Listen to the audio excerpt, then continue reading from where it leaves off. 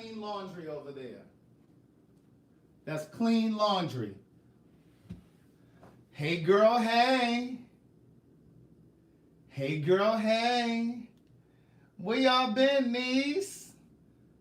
Facebook was fucking up yesterday. I said Facebook. What? Wrong thing. I said Facebook was fucking up yesterday. There we go.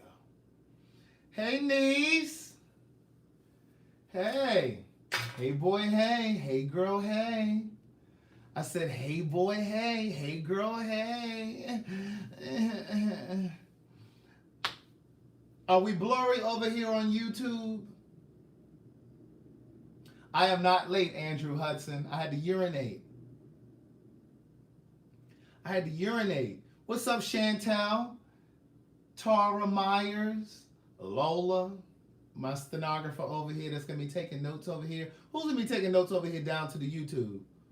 You see I got my little track jacket. Went to the gym today. Yes, I got on my little track shorts. I went running today. Happy birthday, Yolanda Thompson. Oh, Thomas, sorry. Yolanda Thomas. Everybody say happy birthday over here to Yolanda Thomas over here. But yeah, I went running.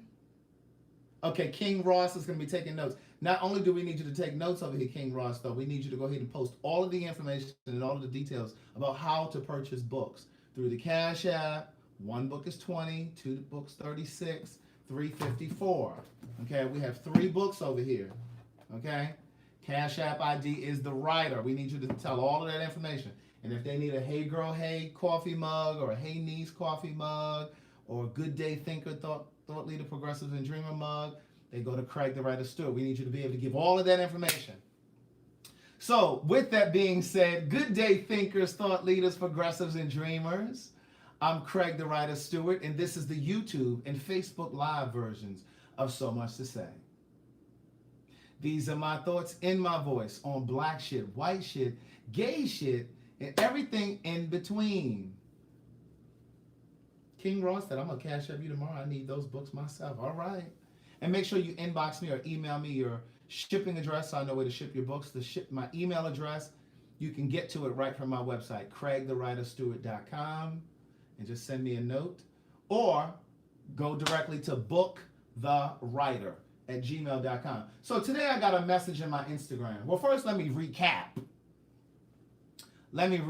Niece. So I was in Chicago this past weekend, so I got to meet Denzel. Niece. So that was really nice to have a great. This was my first signing since September. I have not done a signing since. Oh, thank you, Cola Matt. She downloaded the first book on Audible today. All right, we're gonna get us an Audible check next month. Hey, girl, hey. But this was the first signing that I've done since September. I have not done a signing since September. So that was really nice. And yes, Living Fiercely, I'm on Facebook and YouTube, niece. So that was really nice, but it really took a lot out of me. I was going to go live on Tuesday night, but I was exhausted. Those are clean clothes over there. Now, Facebook, you can't see it, but the way that the camera over here is positioned, you can see my clean. Those are clean clothes. Don't try it, niece. You see those streaks right there in the in the carpet? The cleaning people just left. I don't know if I'm a fool with them anymore, though, because this is the second time they had to reschedule. They were supposed to come here yesterday. In fact, they were supposed to come clean before I went to Chicago because I don't want to come home to a dirty place. Amen? Don't I want to come home to no dirty place? Rita, okay, you found your book. Sit down, niece. She ain't had a business losing it in the first place. Irresponsible self. And then wanted me to send her a free book. Now, what if I had sent her the free book? She'd have had 2 books for nothing. Anyway, so they were supposed to come clean the place before before I left to go to Chicago, and they didn't. Oh, yes, and I met my girl, Nicoya. Hey, girl, hey. And I met Kyle. I had met him before, I think in Houston. I think I met him in Houston. But Kyle then came all the way over to Chicago. So I met Kyle again. And And then I met some other people. I can't remember everybody's name. But at any rate, so Tuesday I was going to go live, but I was really tired. Like I got back, I landed in Atlanta. It was about 6 in the evening, something like that. If you're on the Patreon, you saw me meet Keon in the airport because Keon now works for an airline. And so we sat and we chit-chatted for a while, and then I jumped in my Uber and came home. So yesterday, Facebook was down. I know you were thinking that I was just trying to be funny again, but no, Facebook was down yesterday. I couldn't even post. I was going to post, but I couldn't even post. They kept giving me these error messages, and I think it was working intermittently for different people. So for me, it wasn't really working. So, and Instagram was down as well because, you know, Facebook owns Instagram as well. So anyway, I couldn't really do anything yesterday, so I just decided to take the day off. But I did post a Patreon video. Keon tried to let me have it yesterday. He called me. He had called me like 3 different times yesterday. But each time that he called me, I just was unavailable. I had a meeting at noon, which I had told his narrow neck ass the day before. I had a meeting at noon, and sure enough, he come calling me at 12:05, 12:10, something like that. And I'm like, I told him that I had to work. I mean, I had a meeting. So anyway, he called that time, then he called another time, but I think I was taking a nap. And then he tried to call a third time, and I don't remember what was happening. But anyway, I ended up calling him on Patreon. I video chatted him, and then I recorded it for the Patreon. So I called him, and of course, as soon as he picked up the phone, he just hard to cussing. When I call your motherfucking ass, I need you to pick. I mean, he just went hard to cussing. And so I just listened, and then I retaliated. I had to claw his back. And then I said, well, what, you miss me or something? Because he was off yesterday. So anyway, he and I ended up going to have dinner. So he came and picked me up, and I've recorded all of that on the Patreon. So I wasn't able to go live yesterday, but I did post some stuff for the Patreon. So you all who are Patreon subscribers saw that, and I've gotten your messages. And I always try to forward the messages to Keon, because y'all love Keon with his crazy ass. So here's the thing. I was on my Instagram today, and I got a message, and Mona Bird said, I listened to samples of your books on Audible, and I am going to purchase ASAP. I'm poor right now, laughing out loud. Okay, niece, it'll be there waiting for you. Hey, daughter, what's up? Is that Zyra Ross? So I was on my my Instagram today, minding my business, and I got this inbox message, and he said that he is a DL guy. Yes, I'll be signing in New York when we come for the Queen's Supreme Court for the brunch. I'll be signing at the brunch. I'll do a reading and a signing. So he said he's a DL guy, and I posted the message on my Facebook, so hopefully you all read that, and so you're abreast of what we're about to talk about. So he posted that and said that he's a DL guy, and that he has a boyfriend, but the boyfriend has a wife and children.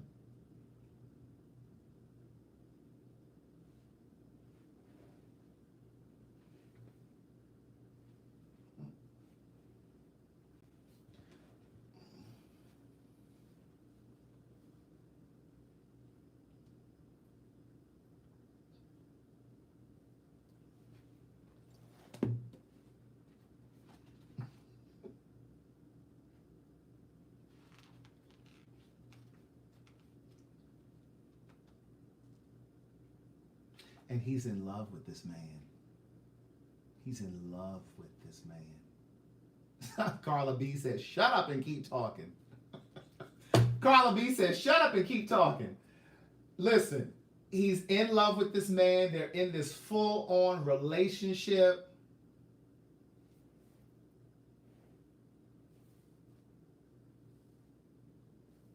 Excuse me, who is this? Amaris Linda's Lifestyle. She says, this is why Atlanta is full of STDs. Niece, he's not in Atlanta. And this scenario is not relegated to Atlanta. This is happening wherever people live. Hey, Carla, over there, Wisdom. Wisdom is over here on the YouTube. But listen here. Now, just because it's so apropos, and that's a big short word, A-P-R-O-P-O-S, apropos. Because this is so apropos, I'm going to give you a little piece from the second book.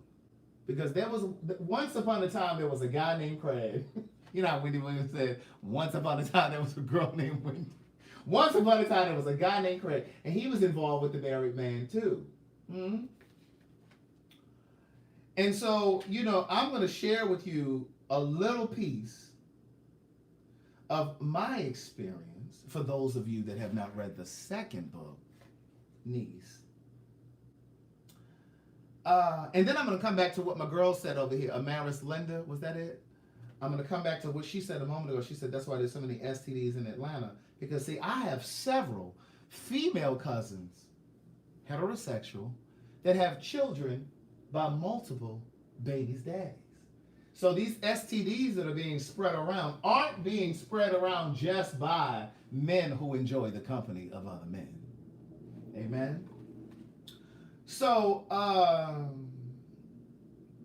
this is the one little sentence that I want to give you right here to really kind of frame what we're going to talk about tonight, to really kind of frame what we're going to talk about tonight. Somebody say what we're going to frame to talk about tonight. I really feel like I'm at a church. Zyra Ross, she said, I need someone to donate the first book to me. Zyra, inbox me your shipping address. I'll gift it to you. All right, so listen. Instead, he would simply live on the periphery of the gay and straight worlds, bobbing and weaving between the two.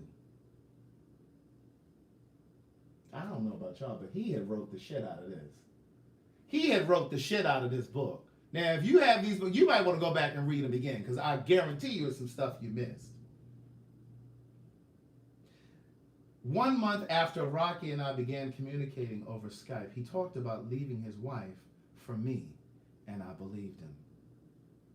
Rocky made a teary confession that if we had met first, he would never have gotten married. Today, he's still locked in that marriage, pretending to be happy, pretending he isn't gay, even posting pictures of himself on Facebook with his wife to maintain the illusion because he fears disappointing his family by living in the light. Ironically, this is the piece that I read in Chicago. And here's what I will say. Here's what I've learned from writing this book. And had I not, I've said this to you guys before. I believe that everything happens for a reason in the physical realm right here on earth. And those reasons parallel what's going on in the spiritual realm, right? So in the physical realm, I believe I had to have that experience with Rocky, a married man. Because in the spiritual world, or in the spiritual realm, God wanted me to have the experience to be able to tell this story, if that makes sense to you, right? So in other words, I don't think I would have ever been able to tell this story had I not had the experience with Rocky. Because originally, I was only able to write from the perspective of a gay man and my experience as a gay person. Because I had never been married, because my last girlfriend was in college, I didn't really know. I could have never written a story that speaks to and for men who live that very complicated life. That very complicated life of having a girlfriend or a wife and dibbling and dabbling on the side with men. Now let me put a little footnote in here, because let us not confuse or be misled to believe that that only happens with undercover men, because there are undercover women who are in relationships with women who have husbands at home. Hello? Hello? Can I get a witness? Hello? Hello, somebody? Hello? Hello? Hello? There are women who are undercover too, niece. Hello? Hello? Hello? Hello? Mine eyes have seen the light. So, had I not had the experience with Rocky, I would have never been able to write this book. Because see, for me, this book speaks to and for gay men. Even though my women readers have corrected me. Even though my women readers have corrected me and said, no, this book is not about gay people, Craig. Stop saying that. This is not a gay book. Because I see my girlfriends in this story. This is me and my girlfriends. This is me and my friends. Like, this is not just a gay story. So I corrected that, right? But when I sat down to write this book, it was my intention to speak to and for gay men. But I understand that it reaches beyond that demographic. And when I sat down to write this book, it was my intention to speak to men who live that very, and women undercover, who live that very complicated life, who bob and weave between the straight and gay worlds, right? What I've come to understand, before writing this book, I thought that the whole DL phenomena of undercover women and undercover men who lead a heterosexual life, but they live a gay life as well. What I've come to understand is it's not always about deception, because I used to think that, oh, they're just being greedy. And I think most of you probably think what I used to think. Oh, that's just greedy, that's just deceptive. Oh, how could they? Oh, how could he? Because we always focus on the men. We don't really think about the women that do it, right? But what I've come to understand through my experience with Rocky. No, you're not creeping in, Shonda, because you'd have made an announcement that you're late. Sit down, niece. Come on in here and sit down. And tell Rita to put out the goddamn Newport or Benson and Hedges. She smokes Benson and Hedges. But because I was so intimately involved with Rocky, I understood better how a person could get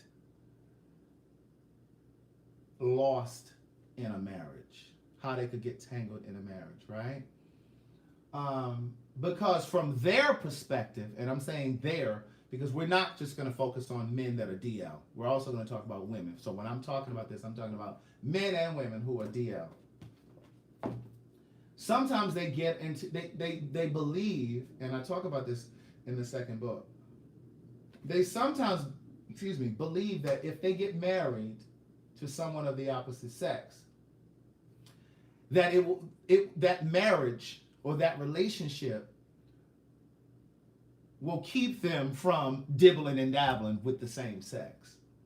I used to think that when I had my last girlfriend, I used to think that, well, as long as I have a girlfriend, I won't think about guys. But the longer you're in that relationship, the more your instincts, because I believe that sexuality is instinctive.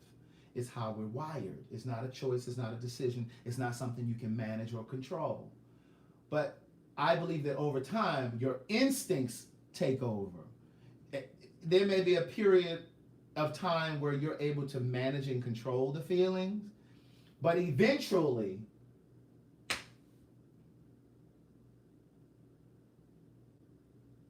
the real you will come out. You understand what I'm saying? You can't be anything other than who you are. So being with Rocky, it helped me understand that he was really trying to honor his commitment. And I've learned that some of these people, when they get married, they're really trying to honor their commitment. And so even though they might dibble and dabble on the side, they're not leaving the marriage, not because they're trying to be deceptive. Now, in some instances, there are some that are just doing it to be deceptive. But in a lot of those instances, they're not doing it just to be deceptive.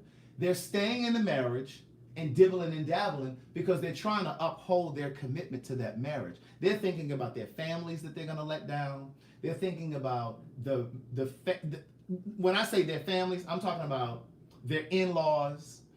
I'm talking about their own family, but then I'm also talking about the children that they may have brought into this world. I'd rather you leave me too, Summer Breeze. Now listen, if I was a strong black woman and I was married to a man who enjoyed the company of another man and he was in a full-on relationship, I'd rather you just tell me, listen, there's a line in a movie called The Hairdresser's Husband, and the line is, if the day should ever come that you no longer love me, don't lie and pretend that you do. That's a line. So my thing is, I'd rather you tell me. But here's I'm going to give you an example. You know, I love to give you examples, analogies, and metaphors. So there's a man, and I haven't talked to him in several years. But remember, I used to promote my books on Jacked, right? For those of you who don't know what Jacked is, it's like the gay Tinder. Okay, you swipe and you see people and whatever. So I used to communicate through this app with a man down in Tupelo, Mississippi. Do we have anybody in here from Tupelo, Mississippi? And you know, we used to communicate on there, and I'm on there for under the auspices of promoting my book. And he's telling me how he's been married for 25 years. Now watch this. He was married for 25 years. He was in a relationship with a man for 10 of those years. I don't think you hear me. Let me get some water. I'm gonna put a pin right there so you can gather that. Because I don't think you heard me, niece. I said he was in a marriage for 25 years and in a relationship with a man for 10 of those years.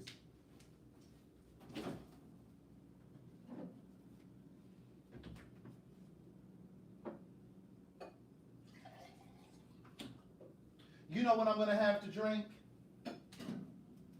I'm going to share with you all something else that I do. This right here is ginger. It's ginger tea. I made it. I bought fresh ginger, sliced it up. Well, you know, I washed it and cleaned it and stuff. Sliced it up, boiled it, put it in a pitcher, and put some agave in it and stirred it up.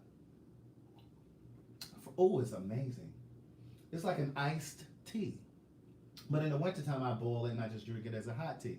But this is very good for your digestion, good for your settling your stomach. But yeah, it's very refreshing, okay? So listen, they had 3 children. He was married to this woman for 25 years. They had 3 children. They were in high school, okay? The children were in high school. And the man that he was involved with said to him, listen, I've been doing this with you now for 10 years.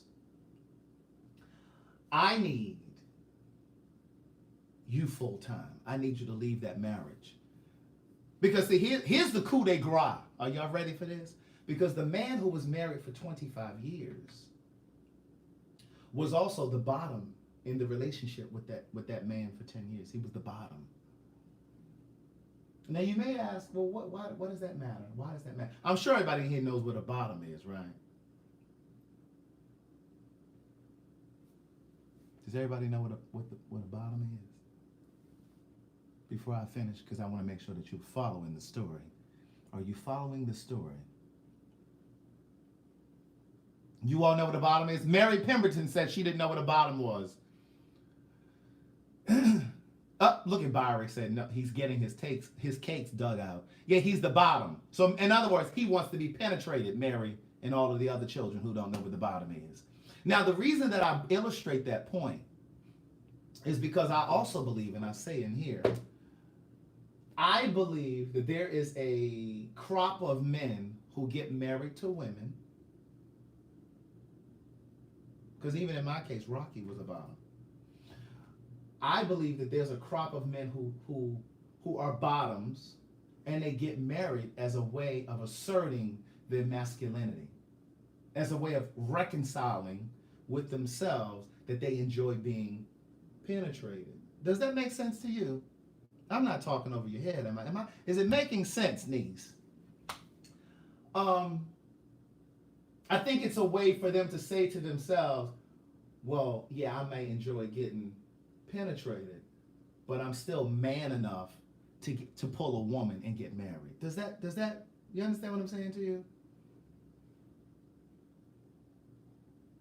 I think sometimes on a psychological level, that's how they reconcile it for themselves. But anyway, so this man down in Tupelo, Mississippi, married for 25 years, in a relationship with a man for 10 of those years. He has 3 children that are in high school. He has 3 children with his wife that are in high school.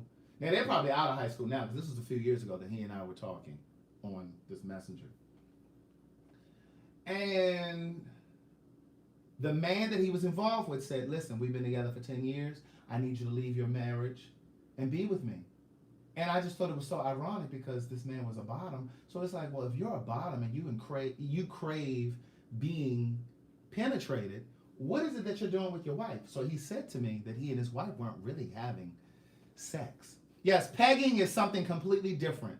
Pegging is when a woman uses an object to penetrate the man she's with. That's different. That's not, pegging is something else. So he told the man that he was involved with for 10 years that he couldn't leave his wife. He said, I can't leave my family. So going back to the point that I was making earlier, it's not always about deception. He just felt like he had made this commitment to his wife, to build this life, to build this family, and he just felt like he would not have been honoring his commitment if he walked away. He thought about how it would devastate and shatter his family, and so he didn't want to leave. Now, I do think that there probably are some selfish components in there too. But I think, and just stay with me. Don't be all judgmental and shit, okay? Just stay with me. But there may be some honor in that too, because he feels like, I don't want to leave my family. It's almost like here's a good analogy. Here's a good analogy. How many parents in here who had a dream and you gave up your dream because you had kids or because you got married? You know, you let go of your dream. It's kind of the same thing. It's a selfless thing to do. You know what I'm saying? It's like he would deprive himself of his freedom and his happiness. But here's what I will tell you. I believe that every day that you're not living your truth, and that means whatever. That's not relegated to sexuality. If you know that you're supposed to be a psychologist or some sort of a counselor, every day that you're not living your dream, every day that you're not living out your passion, you die a bit. I believe you die a bit.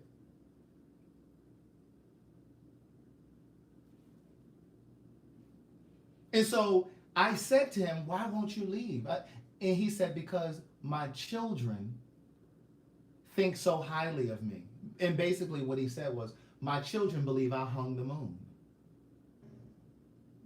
He said, my children believe I hung the moon. You understand what I'm saying? That's just a metaphor, but it's just like, they just think so much of him. They think he's a god. And so he would hate to shatter his children like that. He said, I don't want to be the reason to destroy my family. And so he stayed. But he said when that man that he was involved with for those 10 years left him because he would not leave his wife, he said he was devastated. He said he thought he was going to lose his mind because he was in love with this man.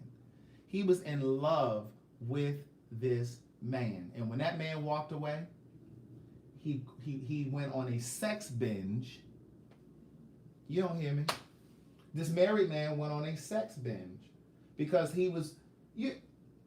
Now watch this. All of the judgmental people. Now let's see if anybody in here is gonna be honest. How many of you were ever so heartbroken from a relationship that you spiraled and you went out and you may have slept with a couple people, you know what I'm saying? Because you just trying to heal you trying to lick your wounds. You trying to pacify the pain. You trying to pacify the pain of that breakup. I'm listening. And I'll be honest with you. I had a guy that I dated probably about 5 years ago, I guess. I don't remember. And he said I broke his heart. And like, but I didn't find this out for like a year later because we lost contact and all that stuff after we stopped dating. But when we reconnected, he told me, he said, I broke my heart, Craig. He said, you broke my heart. And I felt horrible. And he said, I broke his heart. And he said, I started drinking more. I started having sex. He said, I started having casual sex. And he said, and in some instances, it was with people that I would have never fucked with. Yes, this is live. Courtney Chambers, sit down, niece. She know, but is this live? Girl, sit down. But, so you understand what I'm saying? So this man went through this experience. And so for me, I just didn't understand why he wouldn't leave that marriage to live his truth. And in the same way I felt with Rocky, like I couldn't understand why his family's happiness, when I say his family, I mean his mom, and because he was very concerned about his mom and all of those other things, all those other elements and components. And so there are a lot of men who hide their sexuality behind marriage. They hide their sexuality behind a marriage. And so I got this message. I said all of that to say, I got this message today, this inbox message on my Instagram, and I posted it before this live. Those of you that are over on over here, you know where you are, YouTube. Those of you that are over here on YouTube, you may not know what I'm talking about because you're not on my Facebook, perhaps. But I'm going to go ahead and read it to you, and then I'm going to tell you what I think about this. So, somebody messaged me today. He's in a relationship with a man who has a wife and children. And he asked me, he said, you know, I'm in love with this man. What do you think I need to do? So I'm going to tell you what I think he needs to do. So I'm going to read it to you because I know some of you didn't see the message. All right, so he said in this message to me, I'm DL, not married, no kids. My dude is married with kids. His wife tried to add me on Facebook. He says, but I love this dude. He put love in capital letters. But I love this dude. We were friends in high school and met back up after college. So some of you women, your husband's exes aren't just women. Some of them might be men.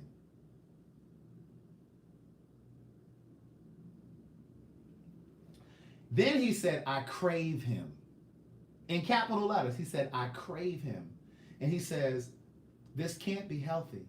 He gives me the same energy back, but it will never be. What do I do? It will never be because this man is not leaving his marriage. You know what I'm saying? He's probably made it abundantly clear that he's not leaving his marriage.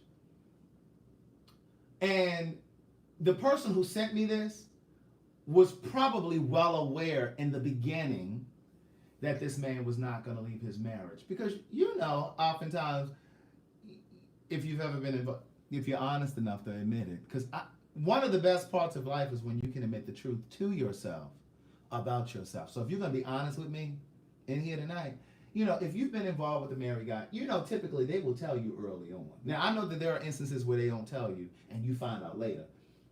But there's a special kind of married guy who will tell you from the gate.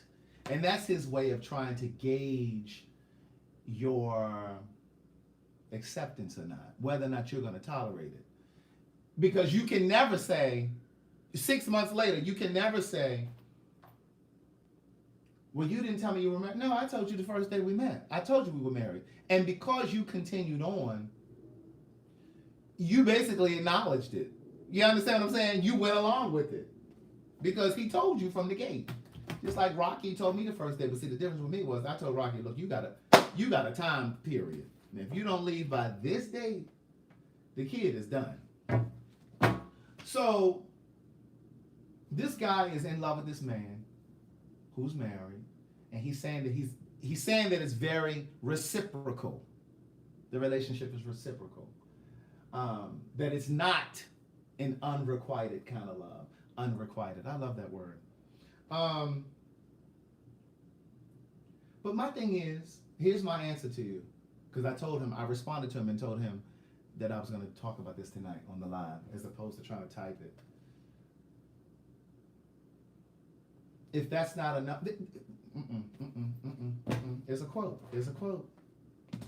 There's a point at which enough suddenly becomes too little. At some point, what this man was giving you was enough. But there came a point where enough was suddenly too little. It was not enough for you.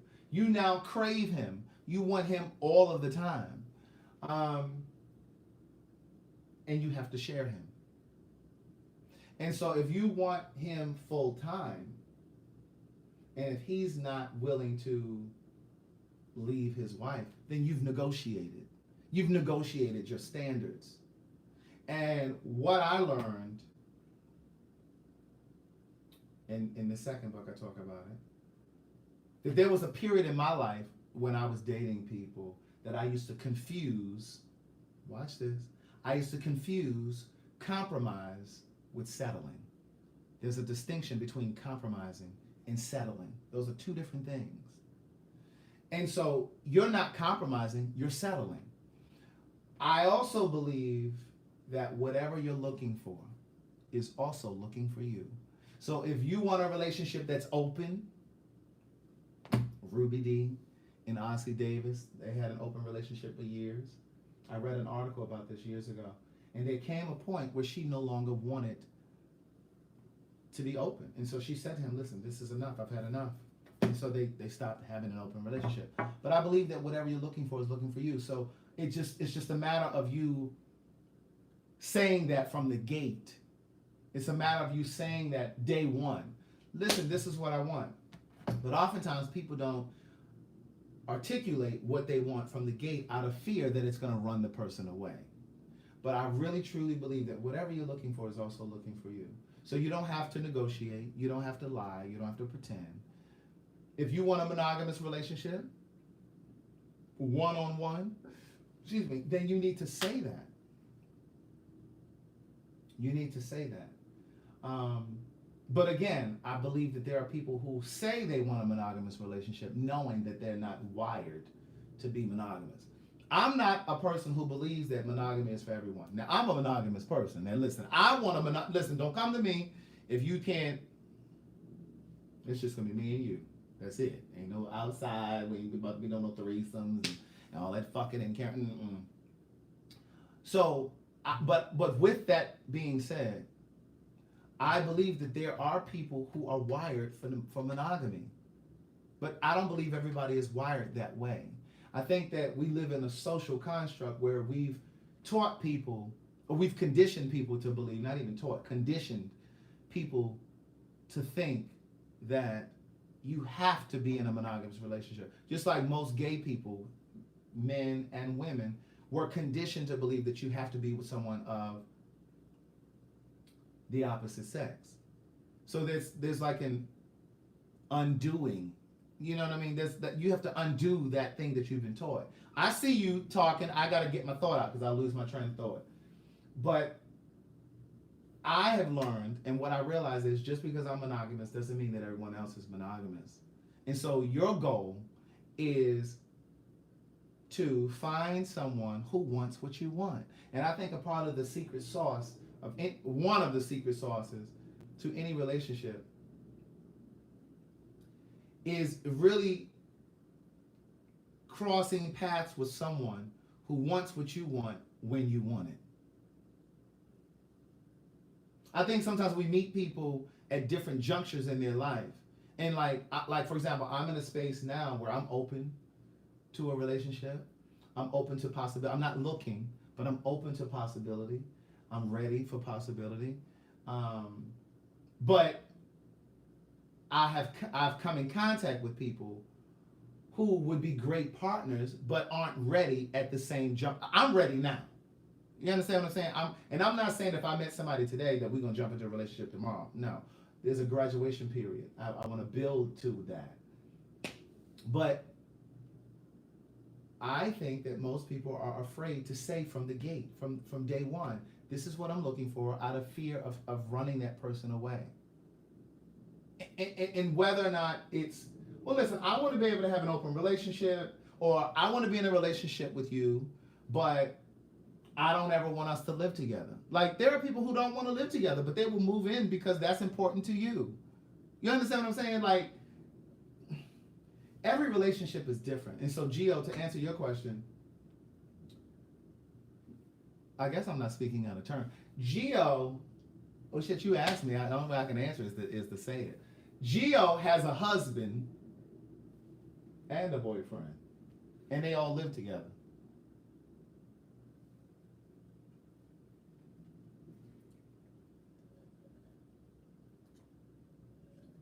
Mm. Mm. Mm. It's called a throuple. Not a couple, but a throuple. Child, the people that made up words. Throuple. It's called a throuple, niece. But see, again, whatever you're looking for is also looking for you. That works for them. Now, it doesn't work for me. Yeah, let me blow my bangs. Let me blow my bangs. But see, again, that works for some people. And you have to let people build and design their relationships the way that they want to build and design their relationships.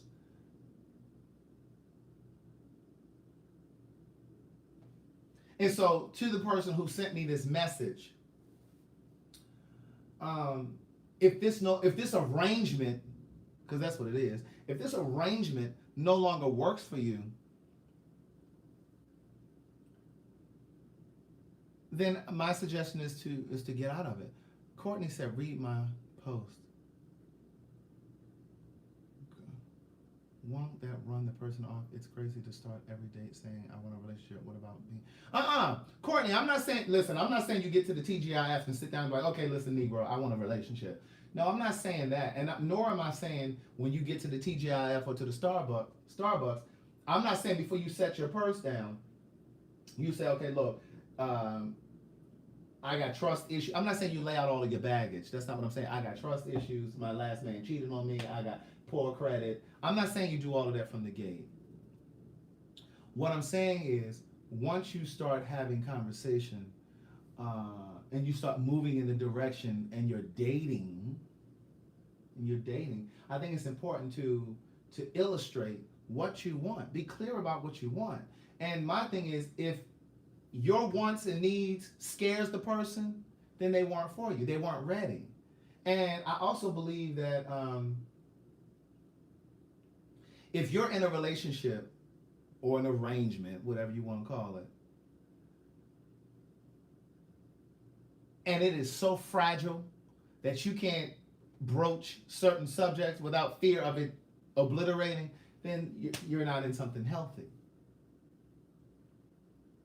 You're not in anything, you know what I'm saying? Like, you should,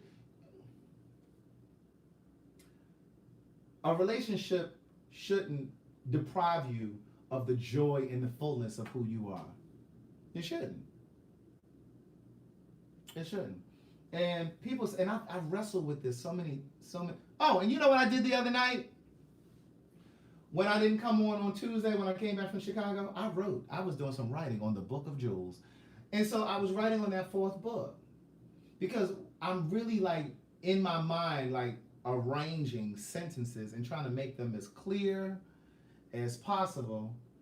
So when you read this book, you understand exactly what I'm talking about. Because this fourth book, it's really it's called Book of Jewels for personal development. So there's a chapter called Dating, where I try to break down a lot of this stuff. It's almost like a tool. It's almost like a handbook. There's a chapter called Life. There's a chapter called Dating. There's a chapter called Love and Fear. There's a chapter called Passion, Fate, and Destiny. Like, how do you know you've locked into your passion, to your calling? But, I just think that, your relationship should make you feel like magic. You understand what I'm saying? Like, you should feel like a superstar in your relationship. And I know that there are ebbs and flows. So I'm not saying that, that you're going to always feel like, effervescent. That's not what I'm saying. But what I'm saying is you should feel like you have the support of your partner. You should feel championed. Thank you, Gio. I think, you know what I'm saying? And so people say to me all the time, well, why are you single? Because I have been single now since 2011. February made 8 years. And what I will tell you is I've been decidedly single for most of those years. Although I'm ready now, but I've been decidedly single. I've had opportunities to be in relationships, but I've just gotten really clear about what I want, what I need, what I bring to the table, what I offer, and what I need. I'm really clear about what I need. And I want to be with someone that I can pour into, but also has the capacity to pour into me. Because what I've realized, there's a chapter in this first book called Patterns. What I realized at some point was I had a pattern of dating guys that I had to pour into. Not financially, because he ain't taking care of nobody. But I had to be the anchor. I need somebody to anchor me sometimes. You understand what I'm saying? And so that's been one layer of it. There's been another layer of it that where, and there's really no way to say this other than to just say it. So hopefully you don't misinterpret or misconstrue what I'm trying to say. But I'm going to say it. I'm just going to say it. I'm very clear about the light that I bring. Not just in relationships. Like, I'm one of those people, and many of you may be the same way. I'm one of those people where people gravitate to my energy. If you follow my Patreon, you've probably seen many examples of it. Like, I'll be on that little video diary. Patreon is my video diary. Like, I'll carry the camera with me through the day, and you get to see little snippets of the day. And I'm one of those people where I could be in the store and a person could just start talking to me. You know what I mean? Or I'll just start talking to them and we'll just have this conversation. So that same light, that same energy comes with me into my relationships. And I've been involved with some men who were intimidated by that light. You understand? And so I'm very clear that I have to be with someone who's not intimidated or threatened by that light. But I also recognize this is the flip side of it. I also recognize that I've drawn people to me who are drawn to my light, but they don't necessarily want to be with me. They're attracted to the energy that I bring, but they don't have what's required to be in a relationship with me. Does that make sense? And so I've had to learn to separate those people who are interested in what I speak and those that are interested in what comes with being in a relationship with me. And one of the things that I'm writing in this new book too, I say, when you live a big life,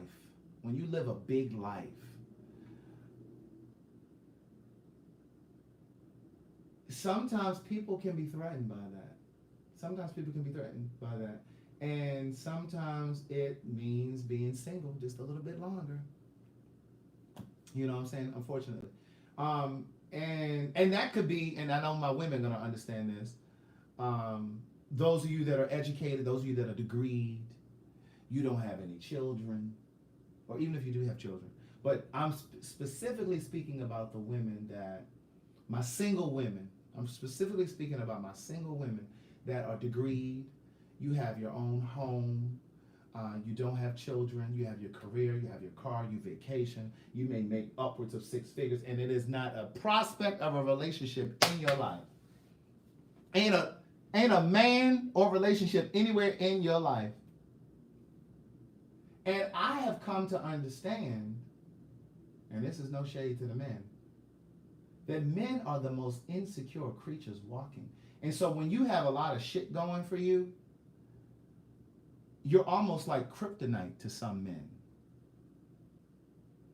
Because men sometimes only want to get involved with a man or a woman that need them.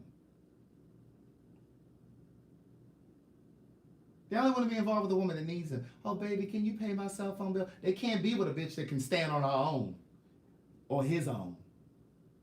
You understand what your mind is too rich. Your life is too big. You live a big life. I live a big life. And I don't mean that has nothing to do with money.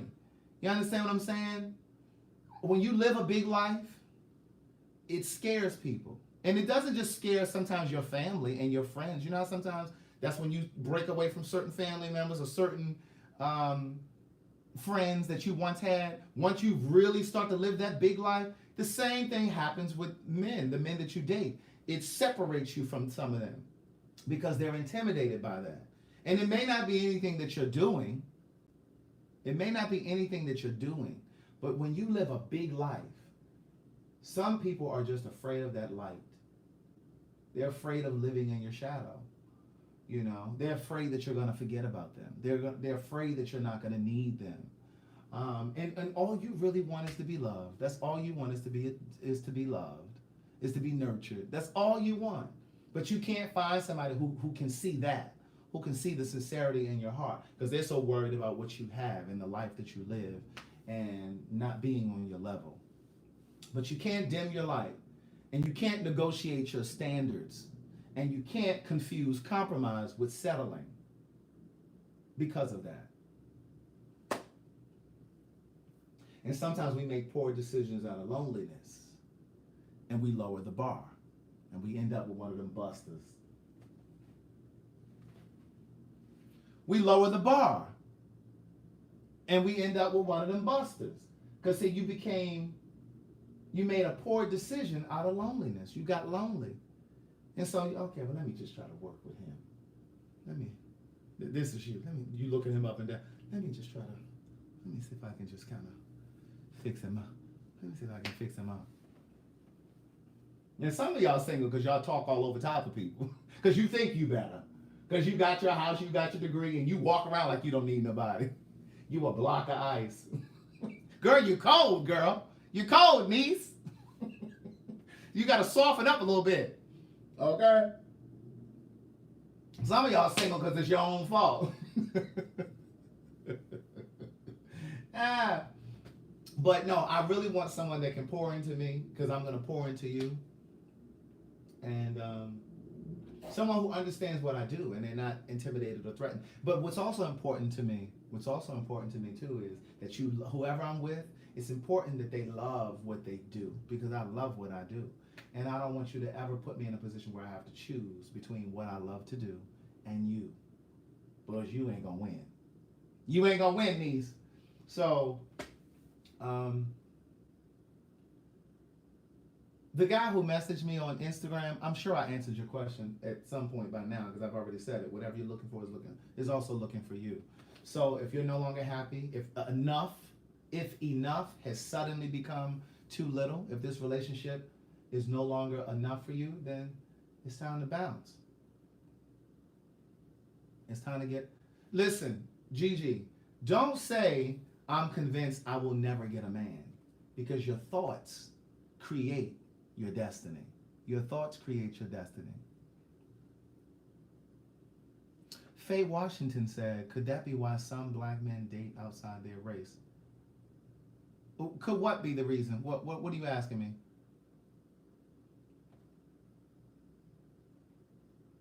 I think there's an amalgamation. There's a word. I think there's an amalgamation, a mixture of reasons why some black men date. I don't think there's just one reason, right? There's no blanket reason. But I'll tell you one of the first things that come to mind for me. I'll tell you a couple things that come to mind for me.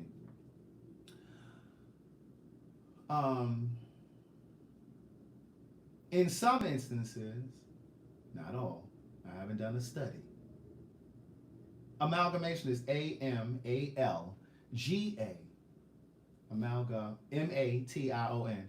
AL, let me write it down to make sure I'm telling you right. And don't be cutting me off no more to be spelling no word. No, I'm just AMAL, amalgamation. AMALGAMATION. There you go. That's it. Byron put it down there. Here's what I was. Yes, JVO,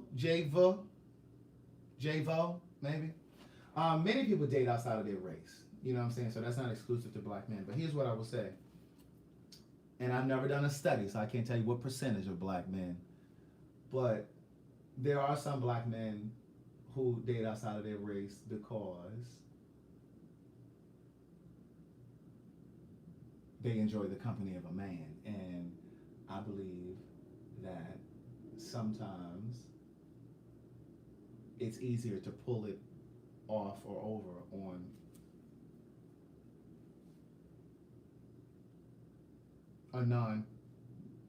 a woman that isn't of color.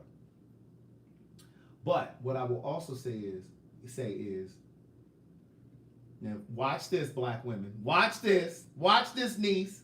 You know I ride hard for y'all, but watch this. I do think that there are instances where there are heterosexual black men who date white women. I'm just going to focus on white women right now because they also date Hispanic women too. Because when I lived in California, one of my female friends said, "Girl, I got to get out of here." She was like, "I got to get out of California." She said, because what I will say is, if I stay in California, I will never find a man because the black men in LA, a lot of the ones that are gainfully employed, educated, they're looking at white women or Hispanic, Latina women. But here's what I will say. The other part of it is with respect to black straight men who date outside of their race. I think because in some instances, now watch this, black women, it's because as a black man, you're expected to be linear. Whatever do I mean by that? Black men are expected to be linear. You're not supposed to express yourself through your hair, whether a black man, and I'm talking about heterosexual. If you put a little color in his hair, God forbid he gets. Well, it's kind of normal now for a straight man to get a manicure pedicure, but when men were getting manicures pedicures 15, 20 years ago, it was like, well, why he get a manicure pedicure? What is he, gay? Men can't experiment in color, and they're expected to wear black, brown, gray. So I can't wear chartreuse. I'm gay because I want to wear chartreuse. You understand what I'm saying? Like, men now can wear pink, and y'all not really looking at them sideways. And I think that sometimes, look at Reese getting upset. So you saying because the black woman can see past the black men bullshit? No, girl, that's not what I'm saying. What I'm saying is, whenever a black man is interested in the arts, in cultural things, we have a tendency, and I'm not just saying black women, black people have a tendency to be like, is that nigga gay? That's what we say. Is that nigga gay?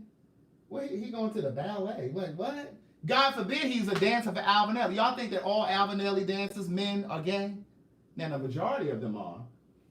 But you understand what I'm saying? Like, whenever a black man deviates from the norm, we, and I say we, I'm talking about black people. And they're not me, because I don't think that, but I'm just part of the collective.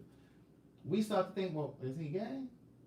But see, when he dates a white woman or a Hispanic woman, she's not looking at him like, oh, is he gay? Is Keith gay? No, she's not thinking that. She's like, oh, child, me and my man, we going to the theater. Like, it's like culture, yes, cultural things fuck us up as a people. And I'm telling you, I have to do a podcast called How Religion Has Helped and Hurt Us as a People. Because a lot of that stuff stems back to religion and gender roles and what men and boys are expected to do. You know, God forbid you used to have a little boy play with a doll. God forbid y'all thinking he gay just because he playing with a doll. That doesn't mean that the boy is going to be gay because he's playing with a doll. And then that little boy grows up, he gets married and have children, and he doesn't even know how to care for his own children. And then you're stuck raising the children and changing diapers because he never got the experience through playing with a doll. He never got this experience through socialization. So it's like, we just, listen. So I just think that there are some instances where black men marry or date outside of their race because they don't have the headache of being scrutinized and analyzed over their interests, their cultural interests, their creative interests. If I was heterosexual, y'all probably would be looking at me like, he's a writer? Like, you know what I'm saying? Like, that's really not something that you expect. You understand what I'm saying? So, that's just my take on it. Now, I'm not saying that black women carry the burden. I'm saying black people carry that burden. That's all I'm saying. What time is it? Y'all yelling. GL want to come in. Girl, it's 10:10. I'm about to get off here, girl. I need to eat. You see I got this tracksuit on. I got to eat. They think I'm sitting here all night because Facebook was down yesterday. It wasn't my motherfucking fault that Facebook was down last night. It ain't my fault Facebook was down. But and as soon as a man expresses himself through jewelry, you understand what I'm saying? A man that's really eccentric and shit like it, you looking at him sideways. Why he got all that jewelry on? What's wrong with him? God forbid he got his hair up, he grow his hair out and put. Now I don't know if Odell Beckham is gay or not. Now listen, I don't know if he's bisexual or not. But just as an example, like y'all think that man gay just because he can wind his hips a little bit when he dance. Like God forbid he can't wiggle his hips too much because then y'all think that's gay. And the one that's actually gay, y'all don't even notice him because he don't do all of that. Y'all didn't think Eddie Long was gay because he stood up in that pulpit every week bashing the gays. Y'all didn't see Eddie coming. Y'all didn't see Eddie coming. Because see, y'all looking for idiosyncrasies. Y'all looking for idiosyncrasies. Oh, was he gay? He got on tapered pants? How does that make a person gay? And I've heard some old ignorant Negroes, black men, say that it's gay to FaceTime another man. Wait, what? Wait. Come again? Wait. What? Because I FaceTimed you? Wait, huh? Pardon me? What is Cheryl over here saying? Girl, look at Cheryl talking about what are the signs that a man is on a down low. Girl, that's what I'm saying to you now. It's not always idiosyncrasies. It's not always that kind of stuff.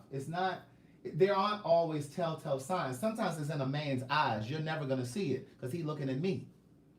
He looking me in my eyes and I know it. Or he looking at my crotch. Or it's the way that he shakes my hand. It's not always obvious like that.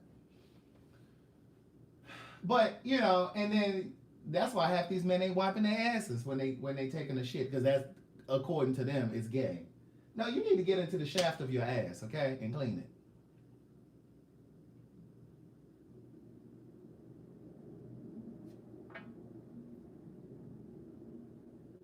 But that's why black men don't have a lot of affection towards each other, between each other, because it's looked upon as, oh, that's gay.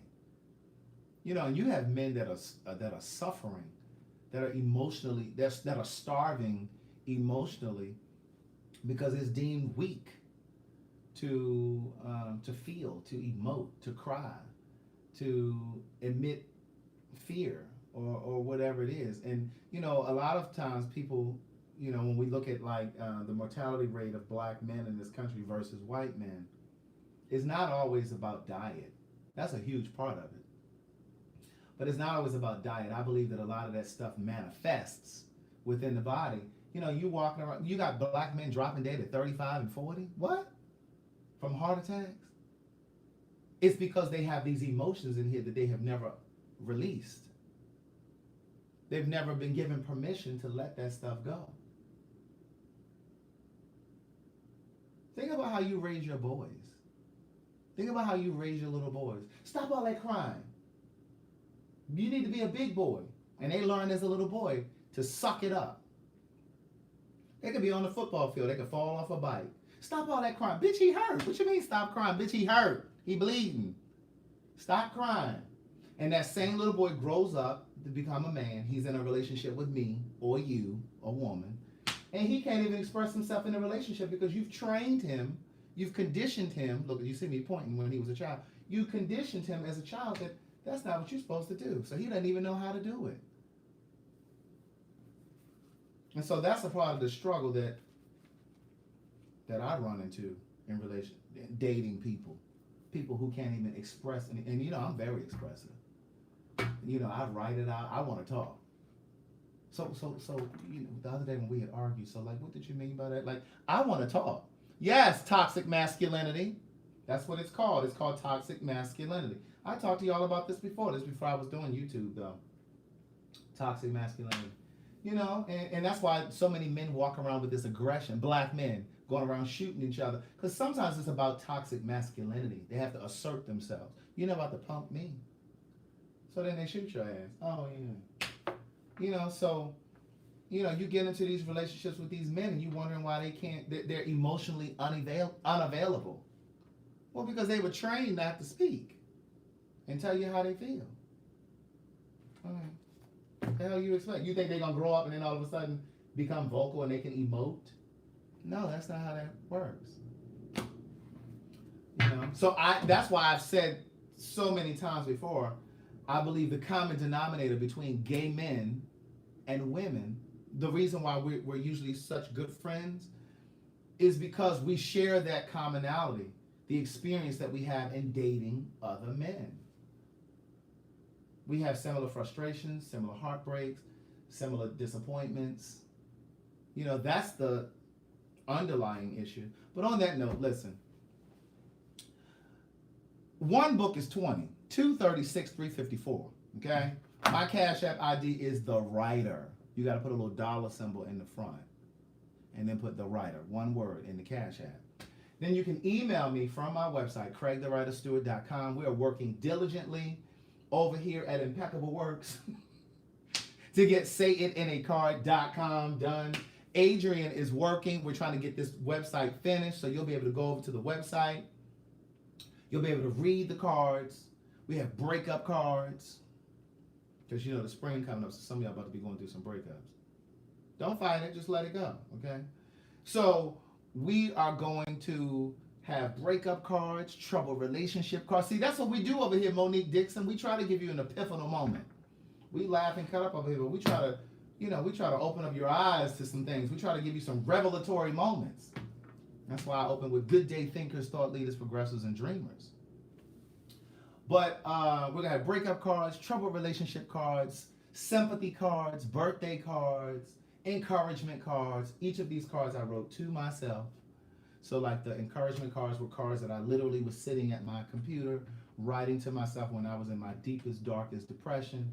And those words were things that I had wished somebody would have said to me, or somebody would have handed me a card saying those things.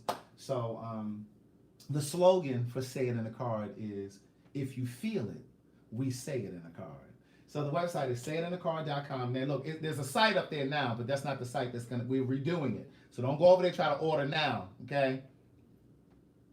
But Adrian is working hard. I looked at the preview tonight. And so we're going to be tweaking that to get that up and ready. We're going to have box sets. We're going to have, like, if you buy 5 cards, you'll get 1 free. And then we'll have box sets of 20 cards as well. We have specialty cards. We have, and under the specialty cards will fall like our breakup cards and troubled relationship and troubled friendship cards. But we'll also have like Father's Day cards for single mothers raising their kids. And I know a lot of women say, don't give me no Father's Day card. But there are some women who want to be acknowledged as the mother and father. Yeah, so we're clicking away at that. We're going to have a date reminder service over there. I'm glad you were too, Quartisha.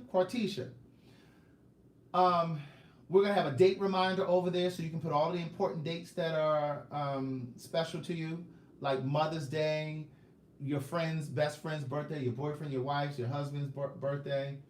You can put all those dates in there and you'll get a little notification. I think I'm going to set it up for like 3 days before. Like you'll get a reminder email or something like 3 days before whatever special dates you put in. We're going to have some different services. You know what I'm saying? We'll ship out physical cards, but I'm also trying to create a way to do digital cards where it will be, you can send a card via text or you can send a card via email. So you'll have 3 different options if everything goes the way that I want it to. So we're cranking away at that. So don't think that when I'm not on live that I'm just trying to play with y'all. Like, I got shit to do.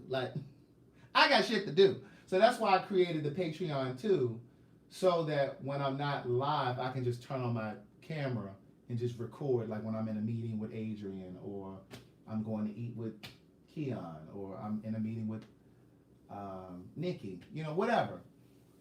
So you get to see the behind the scenes stuff. So it's not just the behind the scenes of the brunches with the Queen's Supreme Court or the live show, or, you know, it's other stuff too.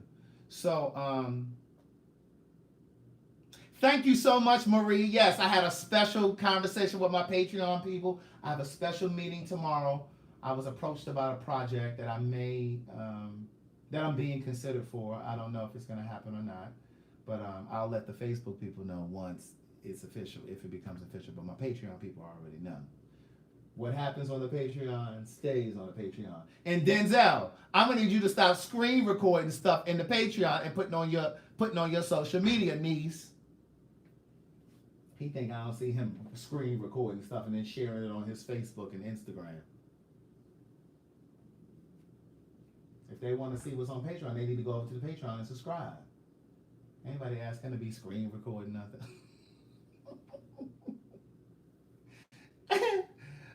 Speaking into existence. Yes, Lola.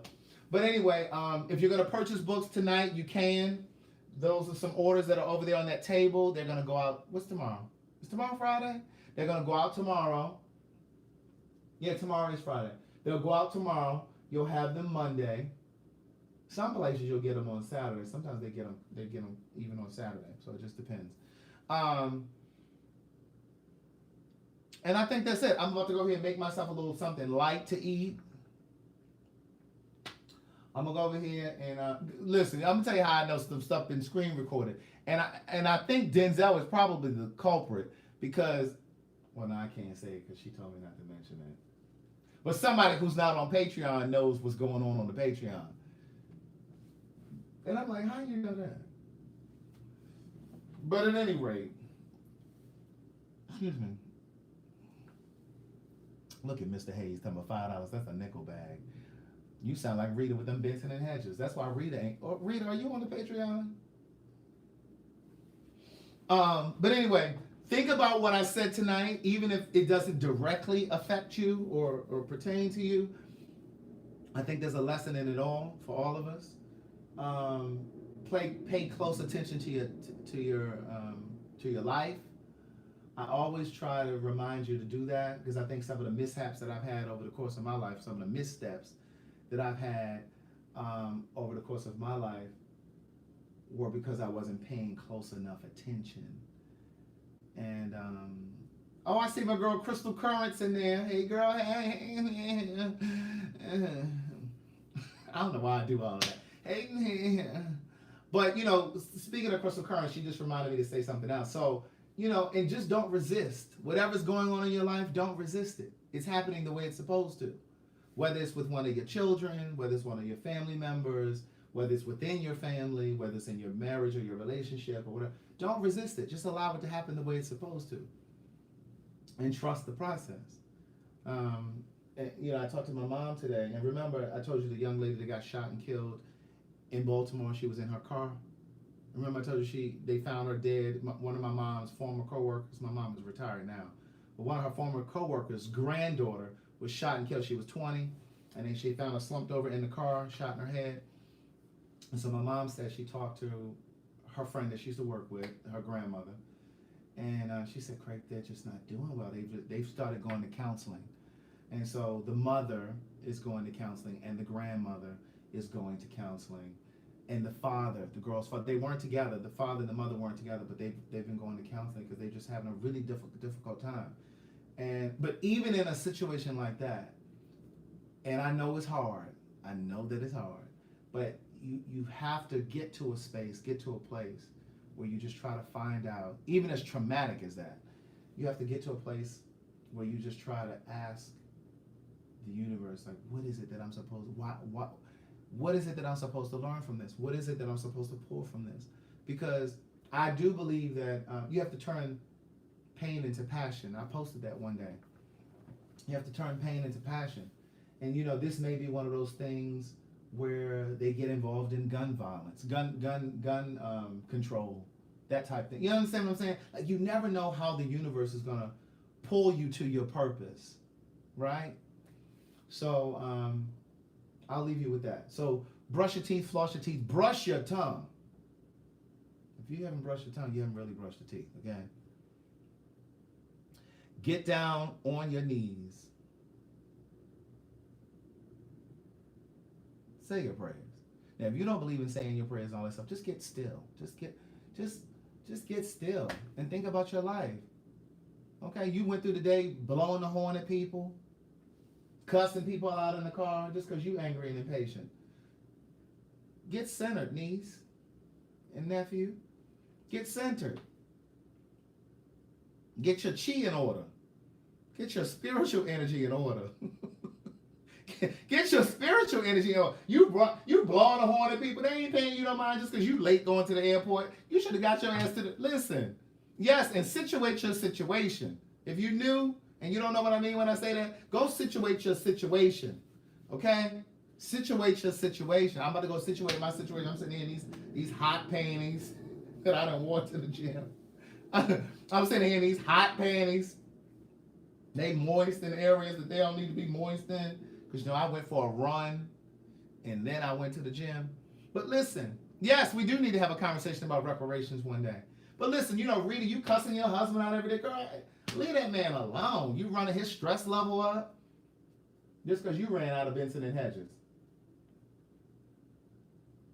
Be a light. Be a light. Good night, Carol Cole. Good night, niece. Carol, thank you for that. You sent me $50 for something. I can't remember what it was for, but I appreciate it. I think I thanked you before, but I just want to say it again because I want you to know that I appreciate it. And I don't take it for granted. Let me tell you one other thing before I get off of here. Look. I guess I kind of missed y'all because I didn't talk to y'all yesterday. So listen. Good night, Barbara Lee Paul. There's a Barbara Williams in here too from Chicago. I met her the other day. But listen. When you guys support what I do, and I know I say this a lot, but I just don't want you to ever think that I've forgotten or that I take it for granted, because I don't. I had a conversation today with a girl that I went to college with, and she had messaged me on Instagram. I don't remember her. I go live on my Facebook personal page, Cowgirl DC for Life. I had a smoothie before I got on here, but I'm about to have me a Beyond Burger. A veggie burger. That's what I'm going to have. Oh, China Dickerson. Hold on. Craig, I started reading your first book, and child, this thing reads like a Lifetime movie. Girl, I tried to tell you. Y'all think I just want to try to pitch these books. I be trying to let y'all know. Get your mind right and get your life together. But I need you to tell 5 people about the book. Women, you're going to take this book to... Where my women at? Women, you are going to take this book to the bestsellers list. When I say that, white folks are like, where did this little black gay boy come from on the bestsellers list? They're like, Craig Stewart. Words never spoken, one thing for certain, two things. Where did this come from? I'm going to need y'all to, listen, I need y'all to talk about it in the hair salon. Please, China, I appreciate that. She said I might do a review on YouTube. Talk about it in the hair salon. Y'all going to get this thing moving. But anyway, listen, so I was talking to a young lady today that I went to college with. I don't remember her. I didn't know her in school. But she had messaged me on Facebook, and somehow she came across one of my lives or something. And she was just saying how, oh my God, I was just so inspired, and I used to do something similar to what you're doing. But like I was saying at the top of this conversation, she said I had to forgo, she felt like she had to forgo her dream, her passion, because she got married and she has children. Yeah, I do have more than just women, Kwame. I got you. She felt like she had to forego her dreams and her passion because she got married and had kids. And so when she came across me serendipitously, she was like, "Oh my God, this is what I was doing." And so she inboxed me on Instagram and was like, "Oh my God, I just realized we graduated from Hampton the same year, and I'm just so proud of what you're doing," and just da da da da da da, right? So I had a conversation with her today because she went to Hampton. She's a Hamptonian, and so I called her today, and we had a conversation. And so she broke down and she cried on the phone because she was just feeling like she sees what I'm doing and she misses doing that, and she wants to get back to it, and she's just trying to figure out how to navigate back to that. And so she just really wanted to pick my brain, right? And so we talked for about an hour and 20 minutes, and I was just telling her how grateful I am, and I was like, believe it or not, and I posted something yesterday on my Facebook. I said, it just takes one decision from God to change your life just like that. And I really think that, I really believe that, because literally, I just got a call the other day from one of the schools, like, "Hey, Mr. Stewart, are you available to substitute teach?" And I was just like, "No, I don't do that anymore." I didn't say it like that, but I was like, "No, actually, no. I was in Chicago when he called." But it's just a constant reminder that you were just substitute teaching a handful of months ago. So it can change like that, right?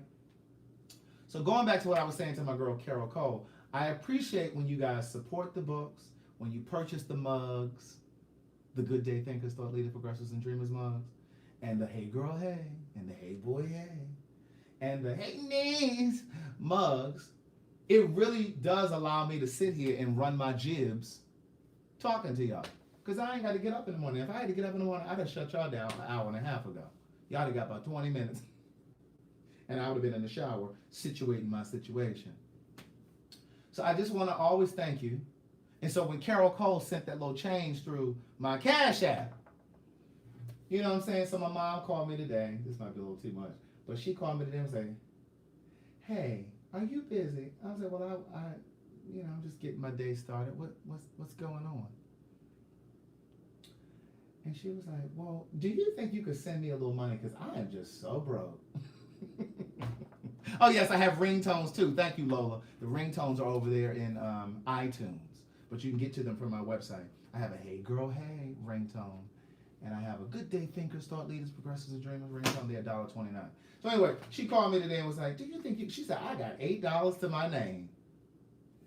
So it felt really good to be able to send her a little change to the Cash App. But in that moment, I realized that I was able to do that when you guys download the books on Audible, when you purchase the books through me, through the Cash App, or you purchase them on Amazon, or wherever you purchase the books, or whatever it is that you support. So thank you, thank you, thank you, thank you, thank you. I appreciate it. All right? So have an amazing night. Brush your teeth. Thank you, Danielle ASB. Huh? We support you, but can YouTube please get the iPad next? You all on the YouTube is on the iPad, niece. Facebook is on the phone.